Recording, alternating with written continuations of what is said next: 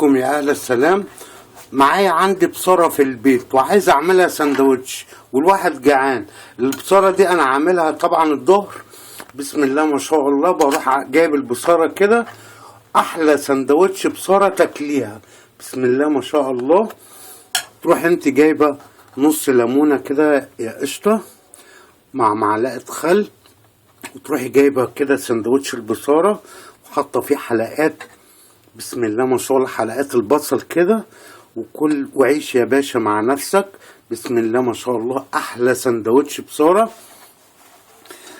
دوقيها وادعيلي. احلى بصارة. طبعا لو انتوا عايزين تشوفوا حلقة البصارة بتاعتي هتشوفوها عندكم على الحلقة، طريقة عمل البصارة المصري بسم الله ما شاء الله. اديله عبيله واديله يا قشطه، اديله هنا بصل، تديله ايه، احلى طبق، احلى سندوتش واجمل سندوتش بصارة تاكليها في مصر. جربي الفكرة دي وادعيلي يا قشطه.